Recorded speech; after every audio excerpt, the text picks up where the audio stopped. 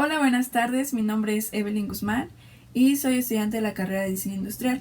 Justo ahora estoy ya en las últimas materias de mi curso. Y pues bueno, en este video quiero mencionar dos conferencias súper importantes que se realizaron la semana pasada en la conferencia magistral de la Universidad Iberoamericana Puebla. Bueno, el primer tema a tratar se llama Educar y aprender en tiempos de pandemia. Y bueno, para entrar un poco en contexto, quiero recalcar que estamos viviendo una era nunca antes vista, donde en pleno siglo XXI nos estamos enfrentando a una amenaza casi medieval, una amenaza con un virus que atraviesa fronteras, ajeno a cualquier límite de territorio, que nos ha impuesto un aislamiento casi total, donde nuestro ritmo de vida se ha detenido, se ha obligado a detenerse. Todo esto nos ha llenado de incertidumbre y nos ha colocado en una situación súper incierta, por lo cual es muy difícil de enfrentar. La crisis generada por el COVID-19 nos obliga a afrontar, en primer lugar y sobre todo, una crisis de bienes primarios esenciales, como lo es la vida misma. Recrear y reinventar es un tema muy importante dentro de este apartado, porque justo ahora estamos aprendiendo a aprender y a desaprender, ya que como lo mencioné antes, hoy en día estamos viviendo en una situación totalmente ajena a lo que conocíamos anteriormente, por lo que las cosas están empezando a cambiar. Cambiaron, están cambiando y van a seguir cambiando, y claramente las cosas no van a ser iguales, por lo que necesitamos aprender a hacer cosas diferentes y a desaprender lo que ya teníamos antes. Reinventarse. ¿Cuántas veces no hemos escuchado esta palabra durante todos estos meses de pandemia?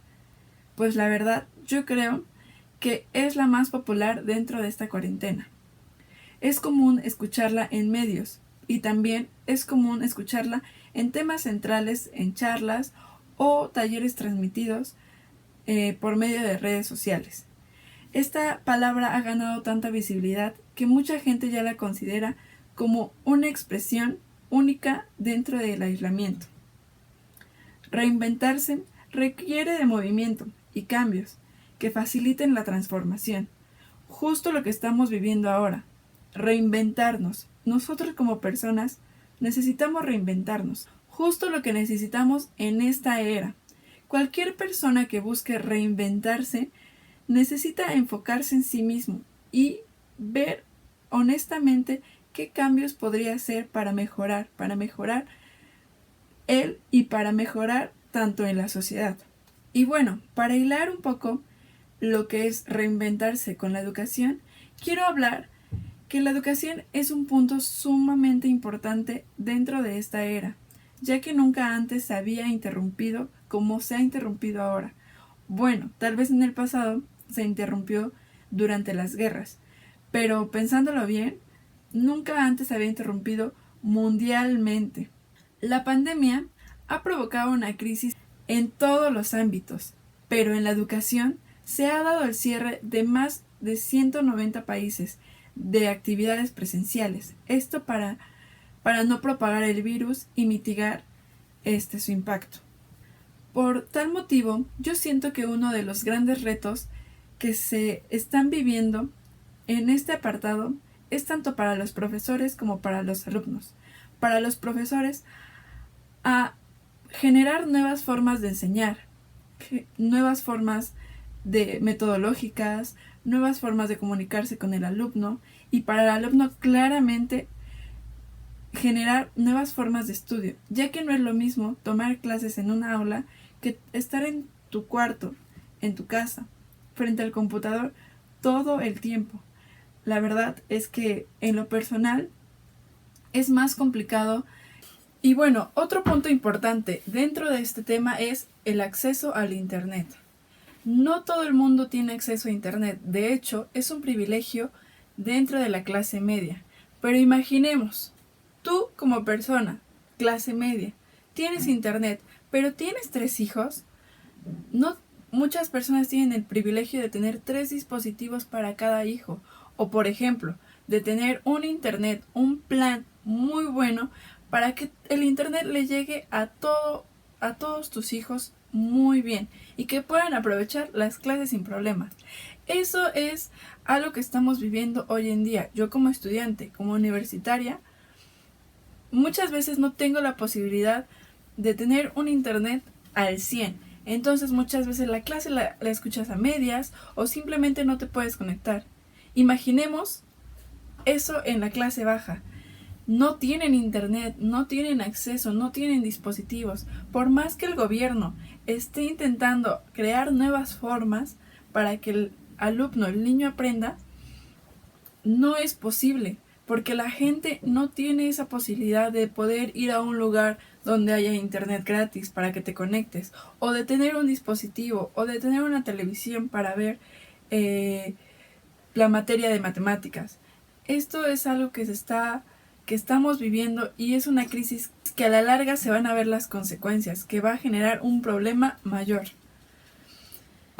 Y pues bueno, yo quiero hablar un poco sobre los universitarios. Ok, el gobierno apoya a las clases de educación básica, pero ¿qué pasa con aquellas personas universitarias que no tienen la accesibilidad a internet, que no tienen dispositivos, que no tienen clases presenciales? Simplemente nos estamos quedando sin esa oportunidad de aprender.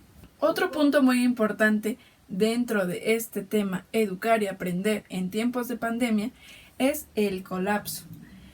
No es lo mismo y tenemos que saber diferenciar que la crisis es una caída brutal, pero sin embargo, posterior a esto, viene la recuperación. Pero el colapso, que es en el que estamos viviendo hoy en día, es el cierre total de una era y la bienvenida a una transformación total, que es la que vamos a vivir dentro de muy poco, o la que ya estamos viviendo realmente. En este tiempo de colapso, la educación no puede seguir de la misma manera como lo era antes. Para eso debemos comprender primero en qué es lo que estamos viviendo, qué cambios implica, qué nos afecta y cómo podemos atacar de forma correcta esta situación. ¿Para qué? Para mejorar y hacer cosas nuevas para la educación. Y bueno, otro punto que también me llamó mucho la atención dentro de la conferencia es aprender y contribuir a hacer comunidad.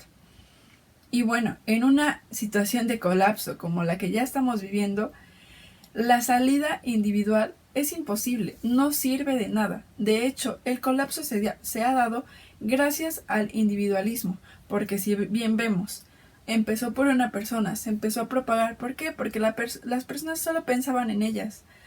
No pensaban en, si salgo no voy a contagiar a nadie. Solo pensaban en ellos mismos. Por eso se vino todo este colapso, todo esto de la pandemia. Y bueno, lo que tenemos que empezar a hacer es cambiar, es pensar en los demás, ayudarnos, equilibrarnos, ser humildes ante esta situación en la que estamos viviendo. Porque yo siento que empezando por uno mismo, porque no tenemos que decir, tienes que cambiar, sino tienes que empezar por uno mismo. Y así es como vamos a empezar grano de arena por grano de arena para cambiar todo lo que estamos viviendo y mejorar como sociedad. Y bueno, para terminar este apartado, quiero decir que como sociedad necesitamos personas colectivas, donde el ser humano sea más solidario y menos egocéntrico, donde el bienestar social y mental sea construido desde la solidaridad, de la empatía, de la cercanía o del trabajo en colectivo, porque solo así vamos a poder enfrentar esta pandemia en la que estamos viviendo. En estos momentos, el ser humano debe empezar a cuestionarse qué es lo verdaderamente necesario, lo verdaderamente importante en esta vida. Y bueno, otro tema que voy a abarcar es enseñar y aprender en tiempos de exclusión. Y voy a hablar directamente de México, ya que en México existen distintos grupos excluidos al derecho de aprender. Uno de ellos es los habitantes que viven en zonas rurales menores a 2.500 personas, sobre todo aquellos que viven en localidades donde ni siquiera llegan los servicios. Recalcando que en México existen más de 14.000 localidades en esta situación, donde viven alrededor de 65.000 niños entre 3 y 14 años. Entonces, imaginemos, todas estas personas no tienen derecho a la educación. Otro grupo es todos aquellos que viven en pobreza extrema y moderada, que son más o menos alrededor de 20.7 millones de niños de 0 a 17 años. Imaginemos cuántas personas se están quedando sin educación. Por eso es que también vemos a muchos niños en los cruceros pidiendo dinero, trabajando desde temprano, descalzos, bajo el sol, que en vez de estar ahí deberían de estar estudiando.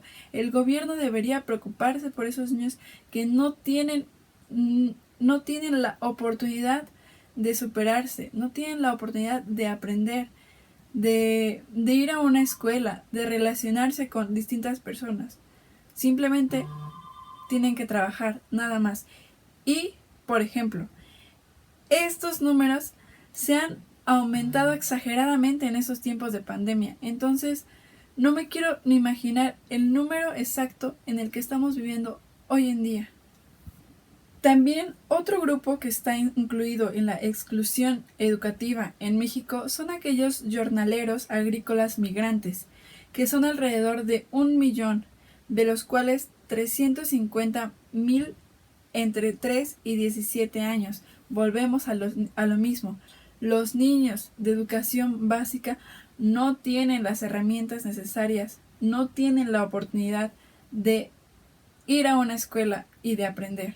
En estos grupos predomina la gente indígena. Niños y niñas migran con sus padres y trabajan en los campos, entonces solamente se dedican a trabajar.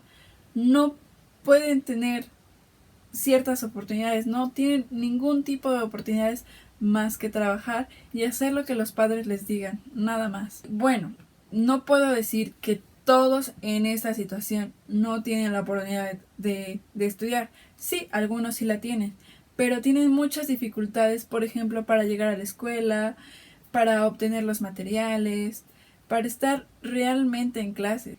Entonces estos niños, por más que quieren ir a estudiar y que tengan la posibilidad de ir a una escuela, si no tienen el apoyo necesario, muchas veces desertan y dejan de ir a clases o simplemente no aprenden. ¿Por qué? Porque aparte de estudiar, muchas veces también tienen que trabajar, entonces no dan el ancho, no les da para descansar y para estar al 100 en la escuela, para estar aprendiendo como debería de hacer todo niño.